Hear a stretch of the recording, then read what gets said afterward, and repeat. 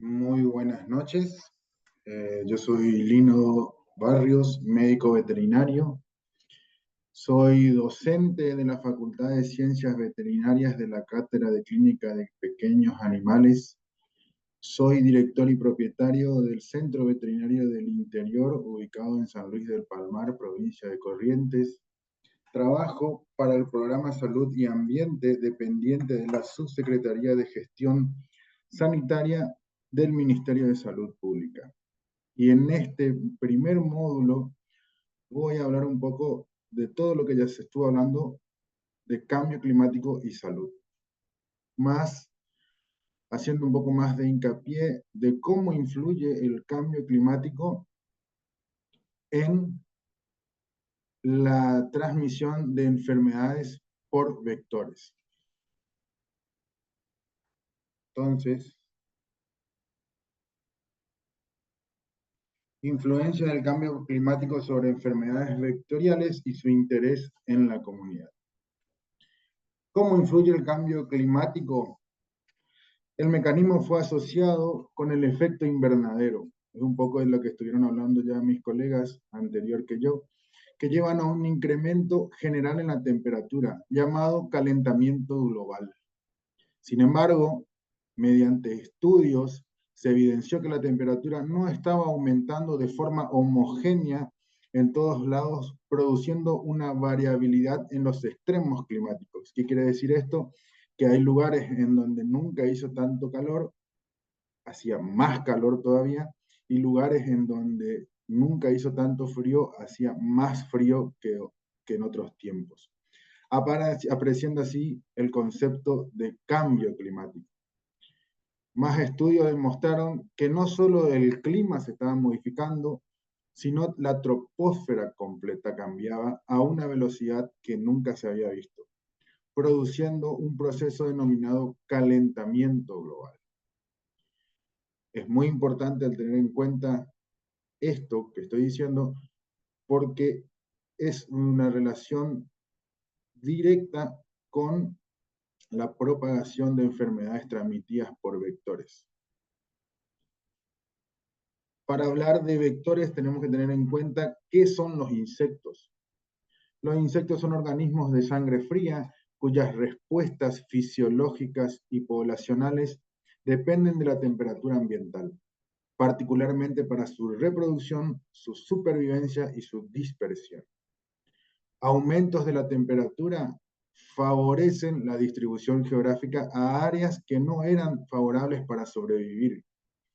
¿Qué significa esto? Resumiendo, que el incremento global de la temperatura aumenta la distribución geográfica de vectores y por ende las enfermedades transmitidas por los mismos a otras áreas en donde antes no había, denominándose a este proceso tropicalización de áreas templadas.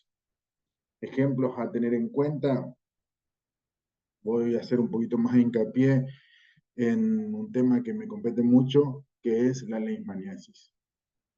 La leishmaniasis es una enfermedad que era netamente selvática, que se encontraba en las selvas de Brasil y que por el cambio climático y por la influencia del hombre fue dispersándose hacia nuestro país, entrando por Misiones, Corrientes, Formosa, y hoy hay muchos casos de leishmaniasis en Salta.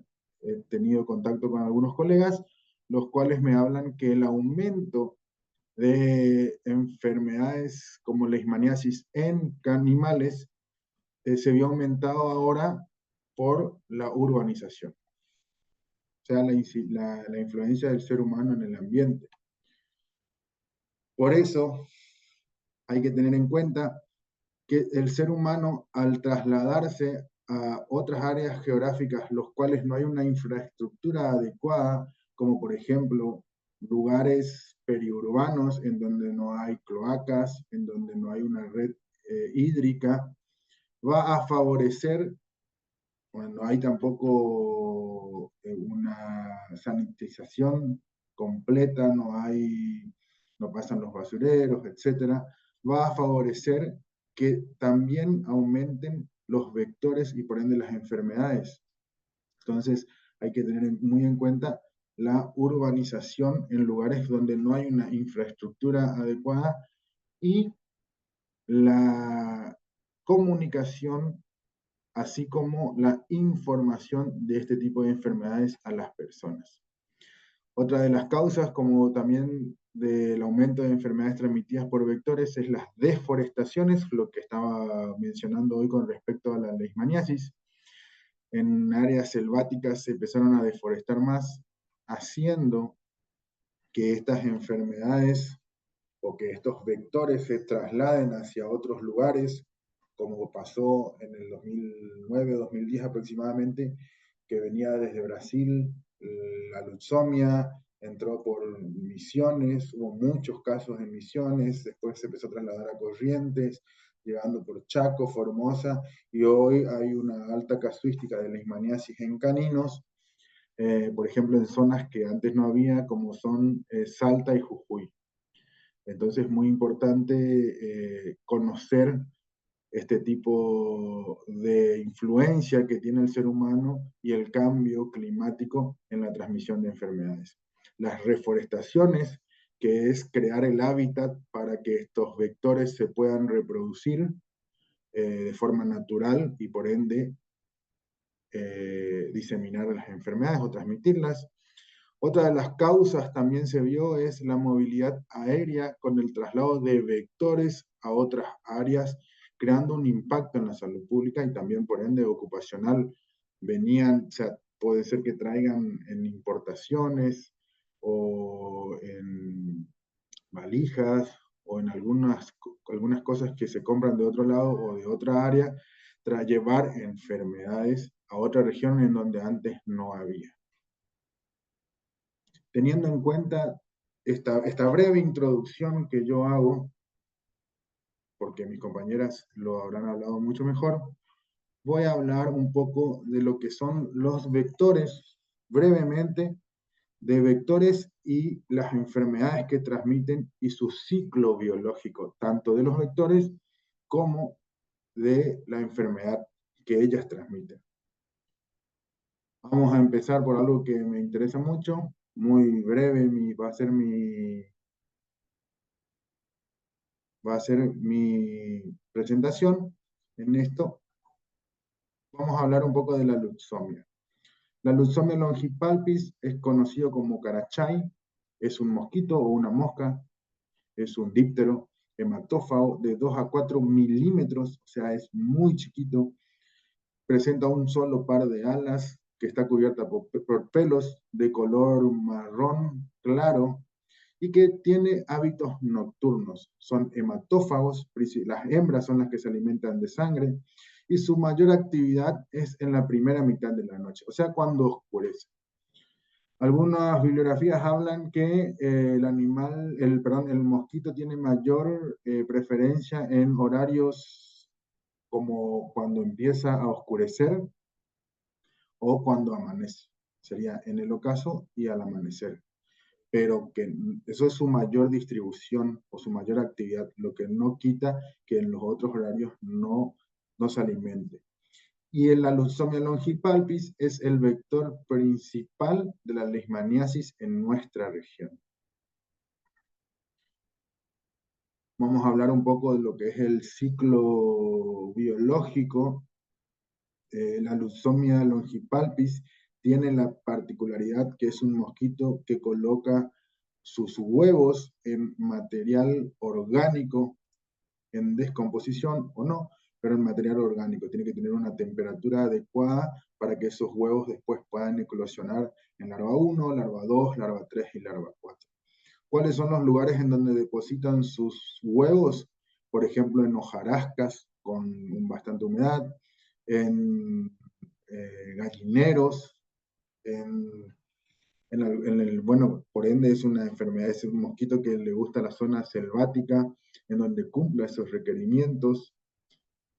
Al colocar ahí sus huevos, después pasa a la etapa larvaria, pasa a la muda de pupa, y luego se forma el mosquito, eclosiona al mosquito, que es un adulto.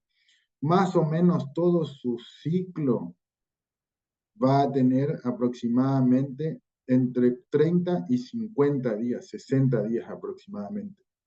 Desde que es huevo hasta larva 1, unos 20 días, desde larva 1 hasta pupa va a ser más o menos entre 10 y 30 días, y de pupa a mosquito entre 6 y 13 días.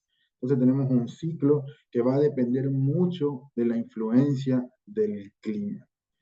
Ahora, por ejemplo, es un clima ideal en donde hay mucha humedad, en donde hay unas temperaturas elevadas, por ende hay un aumento de estos mosquitos en nuestra región. Recordar que son hematófagos y que su principal actividad es durante las primeras horas de la noche, ya sea cuando está oscureciendo, tanto al anochecer o durante la mañana. Teniendo en cuenta la luxomia, que es el transmisor de la leishmaniasis, vamos a hablar de qué es la leishmaniasis. La leishmaniasis es una zoonosis. Es considerada una enfermedad vectorial emergente producida por un parásito, un protozoario, que es transmitida, como dijimos hoy, por la luxomia y que causa, se enferman tanto los perros como los humanos. Desde el punto de vista veterinario es muy importante porque en los perros produce tal deterioro en la salud que disminuye su calidad y tiempo de vida en hasta un 50%, produciendo patologías de origen cutáneo y visceral. Afecta mucho a piel, afecta mucho a hígado y principalmente al riñón en los perros. Y su principal lesión renal hace que su vida se acorte de hasta un 50%. En los humanos, según la bibliografía, produce también síndromes clínicos que pueden comprometer también piel, mucosas y vísceras.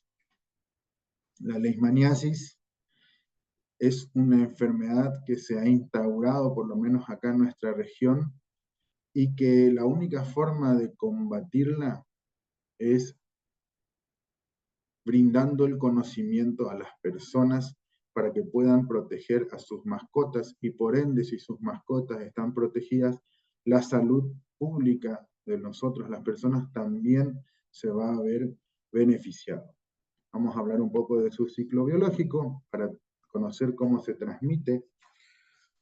Se transmite de la siguiente forma. La luxomia, que posee al protozoario, a la leishmania especie en este caso, en su interior, va a picar a un perro. Por ende, esa leishmania que dentro del mosquito es promastigote, cuando inocula al perro, se pasa a transformarse en amastigote, o sea, pierde su cola o su flagelo. Dentro del animal, ese animal pasa a tener una parasitemia. Empieza a manifestar los signos clínicos y si no se lo protege, también es una fuente de contagio. ¿Por qué? Porque va a venir otra luxomia, en este caso supongamos que no tiene ningún parásito, ninguna leishmania, al picar al perro, que es un reservorio accidental, al picar al perro, ingiere los amastigotes y dentro del mosquito se cumple un ciclo formándose los promastigotes y ese mosquito, en este caso esta luxomia, si pica al hombre, también el hombre se va a contagiar de la enfermedad. Entonces, ¿cómo nosotros podemos prevenir esta enfermedad en los perros? Cuidándolos con collares y pipetas, porque no tiene que acercarse el mosquito, entonces vamos a usar collares repelentes y las pipetas correspondientes autorizadas por SENASA que actúen como repelente, frenando de esta forma la infestación de los perros. También vamos a prevenir la infestación en los seres humanos. Cabe destacar que en los seres humanos también hay que usarlo repelentes hay que usar, hay que limpiar las casas, hay que evitar material orgánico en donde se pueda reproducir la luxomia, en este caso la luxomia longipalpis. Entonces, es una enfermedad, una zoonosis de interés en nuestra región y que está ocupando bastante lugar. En el Ministerio de Salud Pública hay un programa de protenencia en donde se trabaja mucho sobre este tema, la leishmaniasis y la salud pública.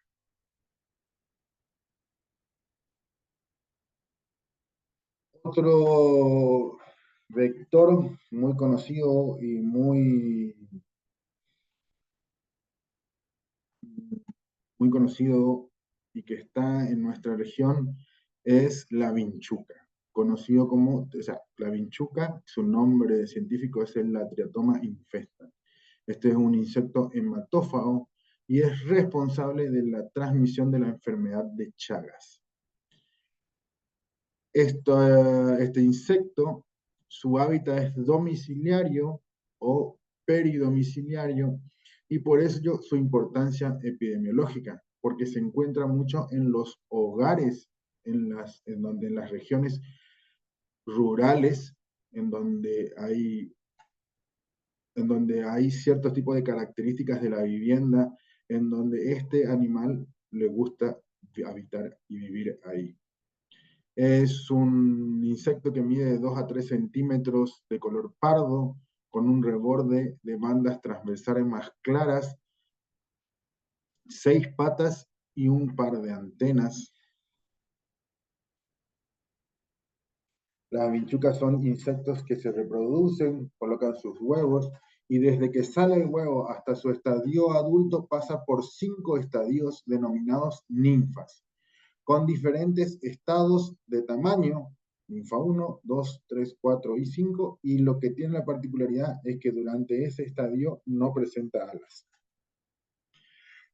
En todo su estadio son hematófagos. Su ciclo evolutivo, o sea, desde que pasa ninfa 1 hasta adulto, más o menos varía entre 8 meses a un año, y una vez adulto, su vida de insecto se prolonga entre 1 y 2 años. Se desarrollan en climas cálidos, pero la literatura habla de que también pueden soportar climas fríos, y la otra particularidad que tienen es que pueden resistir ayunos muy prolongados, de hasta 6 meses. Debido a sus hábitos domiciliarios es la importancia de salud pública, porque es un ambiente ideal para su desarrollo. Su tipo de actividad es netamente nocturna y preferencialmente entre la medianoche y la madrugada.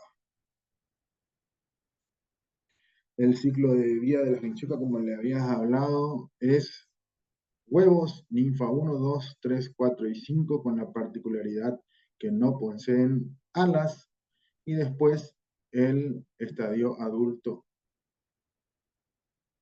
¿Y cómo es el ciclo de transmisión? O sea, cómo este insecto, la vinchuca, este triatoma, infecta en la enfermedad de Chagas. La enfermedad de Chagas es producida por un protozoario, el Trypanosoma cruzi, causando consecuencias irreversibles en la salud y afecta tanto a seres humanos como también a animales, tanto como perros y otras especies. Afecta a produce enfermedades en el corazón, en el sistema digestivo y en el sistema nervioso. Y su forma o su ciclo de transmisión es la siguiente. Llega a la persona, a su hábitat, se acuesta a dormir. En el momento que se acuesta a dormir, en horarios nocturnos, como en mayor actividad entre la medianoche y la madrugada, sale el insecto, la vinchuca, hace vuelos cortos, posa sobre el ser humano, se alimenta de sangre y a medida que se va alimentando de sangre y se va llenando tiene la particularidad que en ese mismo momento defeca. Al defecar, el humano se rasca y en la materia fecal de la vinchuca se encuentra el Trypanosoma cruzi. El ser humano, en este caso, al rascarse, va a llevar la enfermedad hacia el sitio donde el insecto se alimentó y va a hacer ingreso del Trypanosoma cruzi y de ahí se va a diseminar por vía sanguínea hacia todos lados. ¿Por qué la importancia de conocer los ciclos biológicos? Porque nosotros, si conocemos los ciclos biológicos, vamos a poder erradicar, y si brindamos información a las personas más de las zonas rurales, porque estos insectos viven en las rendijas, en algunas veces en los techos de paja, y pueden estar en ayunos prolongados, como dije hoy. Si nosotros damos a conocer el ciclo de transmisión, las personas pueden hacer más hincapié y evitar enfermarse del mal de Chagas o la transmisión de enfermedad de Chagas, produciendo una limpieza en la zona, una limpieza de su casa, reconociendo en este caso al insecto y por ende evitar así la enfermedad. Según la literatura, en la disminución del Chagas fue bastante en estos últimos tiempos debido al uso de insecticidas y a la información que se le brinda a las personas.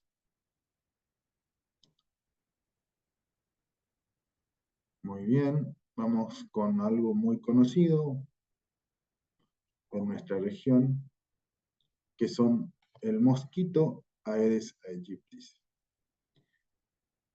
No voy a hacer mucho hincapié con respecto a esto, porque es muy largo, será para otra charla donde podemos desarrollarlo mucho mejor, pero hay que tener en cuenta que la Aedes aegypti es un mosquito considerado un vector importante en la transmisión de diferentes enfermedades virales como son el dengue, el Zika, el chikungunya y la fiebre amarilla. Según la Organización Mundial de la Salud, esta especie de mosquito causa 50 millones de infecciones y 25.000 muertes por año. Este mosquito tiene unas características bastante comunes, que es que posee algunas manchas blancas en su cuerpo y en sus patas. La importancia de conocer este mosquito y su ciclo biológico, porque hoy en día, en estos tiempos que estamos viviendo ahora, en este periodo, está habiendo demasiadas lluvias. Esas lluvias en las zonas urbanas se empiezan a acumular recipientes en donde no, o sea, de agua, y esa agua al ser estancada, viene el mosquito y coloca sus huevos. Esos huevos, una vez que están cubiertos con agua, de allí salen las larvas en unos pocos días o meses. Y vamos de vuelta. ¿En qué varía de que sea de días o meses para que esos huevos se conviertan en larvas? En los diferentes cambios de clima con respecto a la humedad, con respecto a la temperatura. Entonces, mientras que el clima favorezca a la reproducción de estos insectos, vamos a tener mayor cantidad de mosquitos en nuestra región. De ahí va a salir la larva. Esas larvas viven en el agua y se transforman en pupas en unos 5 días aproximadamente. Luego esa pupa vive en el agua entre 2 y 3 días, se convierten en mosquitos adultos que vuelan y esos mosquitos, si poseen el virus, van a transmitir la enfermedad que hoy nombramos. Una de las cosas que está pasando, o que yo veo que está pasando hoy, es la gente no le da mucha importancia a los ciclos, la comunidad en sí, a los ciclos de vida de ciertos vectores. En este caso, no limpian algunos recipientes en donde pueda haber agua, no, o por ejemplo dejan los bebederos de agua de los perros por mucho tiempo, no le cambian el agua, son lugares excelentes para que estos mosquitos se reproduzcan y por ende transmitir la enfermedad, ya sea que tengan dengue, zika, chikungunya, fiebre amarilla, etc. Nuestro deber es informar a las personas para poder cortar con estos ciclos, pero también hacer en cuenta que hay cosas que no podemos manejar, como por ejemplo en este tiempo donde está habiendo muchas lluvias y hay lugares en donde se está acumulando mucha agua, algunas zanjas, algunos estanques, por ejemplo, aguadas, en donde también favorecen a la reproducción del mosquito, y eso por ahí se torna un poco más difícil de controlar, más en las zonas periurbanas o en las zonas rurales. Entonces, una de las formas de evitar de contagiarnos de las enfermedades que transmiten estos mosquitos es con el uso de repelentes en el horario de mayor actividad, como por ejemplo los horarios nocturnos, lo que no quita que haya mosquitos durante el día. Esto es con respecto al Aedes aegypti. Y culminando mi módulo, voy a hablar un poco de una enfermedad que está siendo hoy, desde el punto de vista veterinario, una emergencia sanitaria. En estos pocos días, aproximadamente en estos últimos 10 días, se estuvieron reportando casos de equinos con síntomas neurológicos, los cuales los colegas enviaron las muestras correspondientes a los INTAs y con el SENASA, con mucha comunicación con el SENASA, y en el día de ayer, domingo 26 de noviembre, se llegó al diagnóstico de que es la enfermedad encefalomielitis equina. La encefalomielitis equina son infecciones virales transmitidas de vuelta por mosquitos, que pueden ocasionar encefalitis graves en equinos y en humanos. Por ende, ahí su interés en la comunidad. Desde el punto de vista veterinario, esta enfermedad hace casi 36 años, 35 años que no había sido diagnosticada. Es una enfermedad que tiene una vacuna, pero que de a poco se dejó de realizar vacunas obligatorias, y hoy en día, al haber un brote con signos neurológicos en equino, se empezó a mandar a los laboratorios correspondientes las muestras y se llegó al diagnóstico de encefalomielitis equina. La encefalomielitis equina existen 3 tipos: la encefalomielitis equina del este, encefalomielitis equina del oeste y encefalomielitis equina de Venezuela. Ahora, la fuente de infección de esta encefalomielitis en sí son las aves silvestres y los roedores. El equino y el ser humano son huéspedes incidentales, pero los cuales estos huéspedes incidentales como el equino y el ser humano manifiestan síntomas neurológicos. La principal vía de transmisión son los vectores, los mosquitos, pero los que llevan, por ejemplo, en sus migraciones, el virus de un lado a otro son las aves y los roedores.